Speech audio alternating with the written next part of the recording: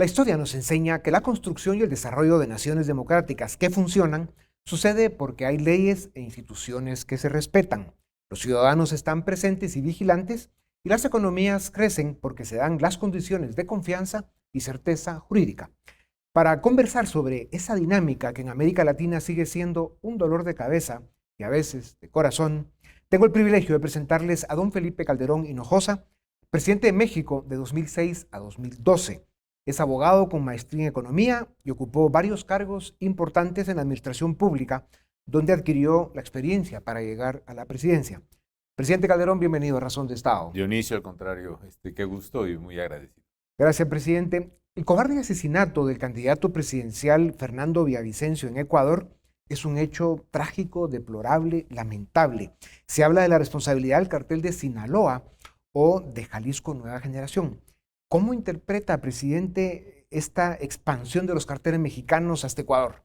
Se trata en general de un fenómeno del siglo XXI en América Latina, donde incluso tú lo has mencionado en alguna ocasión, hay un proceso de captura del Estado. El crimen organizado, vinculado al narcotráfico, efectivamente, pero no solo al narcotráfico, a una serie de actividades ilegales, tiene una expansión territorial que no tenía antes. Hay una confusión muy generalizada, pensando que los cárteles solo operan en rutas y siempre se trata de conectar un evento con una ruta. Tienen efectivamente una búsqueda de rutas, pero ahora buscan controlar territorios, una variable que no existía en el siglo pasado. Entonces los cárteles se expanden territorialmente y se están comiendo a México y a América Latina en una buena parte. Claro. Estos hechos que son terribles nos recuerdan también eventos y episodios de América Latina que en su momento causaron un impacto mundial extraordinario, ¿no? El asesinato de Luis Carlos Galán en Colombia en el 89 y el de Luis Donaldo Colosio en México en el 94. ¿Qué reflexiones le quedan de esto, presidente? Sin entrar a detalles del tema de Colosio, que las causas todavía siguen siendo polémicas, controversiales, pero en general lo que hay es, en esta captura del Estado, que he hablado que es territorial, también es piramidal hacia el poder. El crimen organizado se está apoderando del poder. Es otra gran falsedad suponer que a los criminales no les interesa la política, no les interesa el gobierno. Su negocio es el gobierno. Su negocio es cobrarle impuestos a la gente. Esa es la extorsión. Su negocio es imponer su ley. Están sustituyendo al Estado. Y por esa razón, cuando ven en política un riesgo a su proceso de captura del Estado, lo eliminan con los medios que ellos tienen, que son la ley de plata o plomo, la corrupción o el asesinato. México ha sufrido mucho en lo que es la violencia contra candidatos, jueces, periodistas y activistas, y esto lo vemos cada vez más presente en América Latina, presidente. ¿Qué lecciones puede o debe aprender la región de lo que está sucediendo en México y cómo podemos evitar para que no siga escalando? Primero hay que hacer política de Estado, más allá de lo partidista, el tema de la seguridad.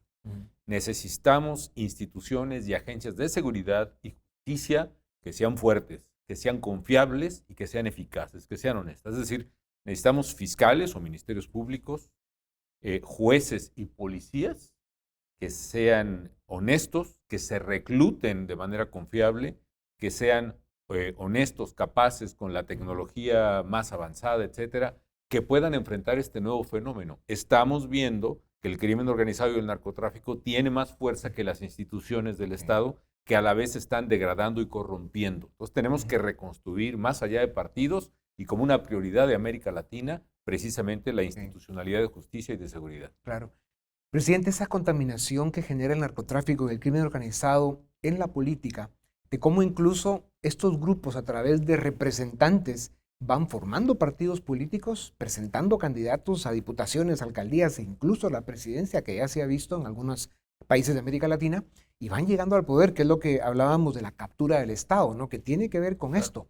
Pero cuando vemos el nivel, la fuerza que tiene crimen organizado y narcotráfico, ¿cómo lo combatimos? ¿Cómo se enfrenta América Latina a ese terrible veneno? Necesitamos hacer una fuerza ciudadana que sea capaz de defender la institucionalidad legal, la institucionalidad honesta, que tenga esta visión y esta convicción de que la legalidad, la honestidad, la ética es la que tiene que prevalecer.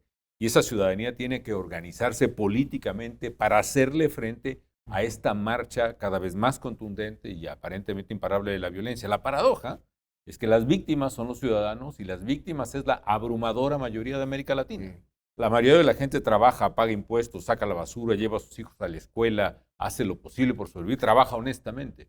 Pero esa mayoría no tiene la representación política o no la tiene siempre, que permita construir policías, ministerios públicos, jueces, que hagan cumplir el Estado de Derecho y que las sombras del crimen organizado, delincuencia, narcotráfico, trata de personas y un largo etcétera, retrocedan, que domine el Estado de Derecho. Bien lo decías, yo coincido, hay un artículo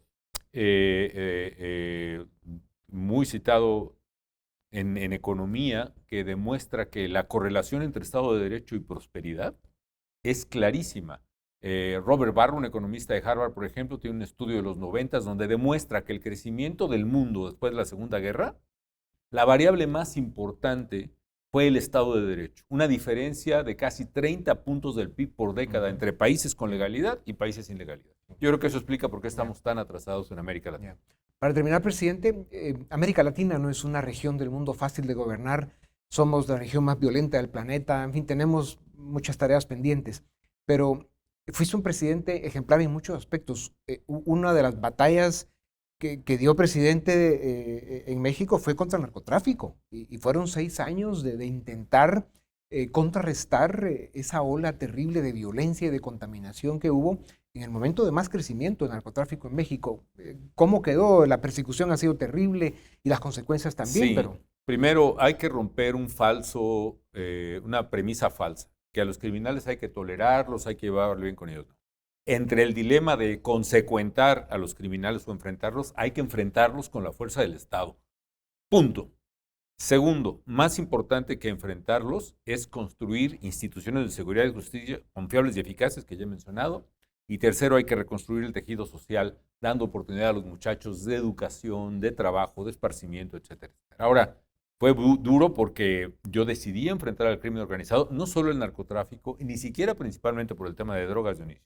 Vi cómo se estaban apoderando de la gente, cómo la gente estaba abandonada a su suerte, cómo le estaban extorsionando, secuestrando, matando, llevándose a sus hijas. Había que enfrentar ese mal, lo enfrentamos con toda la fuerza del Estado, costó trabajo, pero al final los homicidios en México y en general los delitos declinaron muy, muy fuerte, 25% casi en los 2 últimos años de mi gobierno. Los casos peores, por ejemplo, la ciudad Juárez, que llegó a ser considerada la ciudad más insegura del mundo, los homicidios bajaron 83% desde su pico.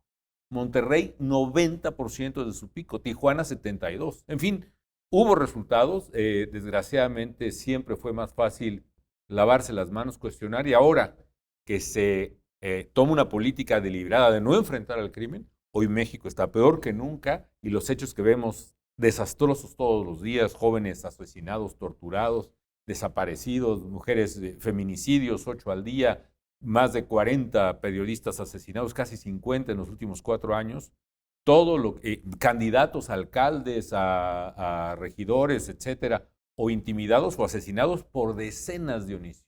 Sí. Ahora México está cayendo desgraciadamente en esa captura del Estado y ojalá haya una fuerza cívica que se traduzca en política y en elecciones que permita recuperar a México, que permita recuperar a América Latina y construir una fuerza del bien desde el Estado. Pues América Latina necesita más presidentes como usted. Te aprecio mucho, Dionisio. Gracias, presidente. Hasta siempre. Volvemos en un momento para seguir con Razón de Estado. Suscríbete y nos ayudas a defender y a promover los valores de la libertad,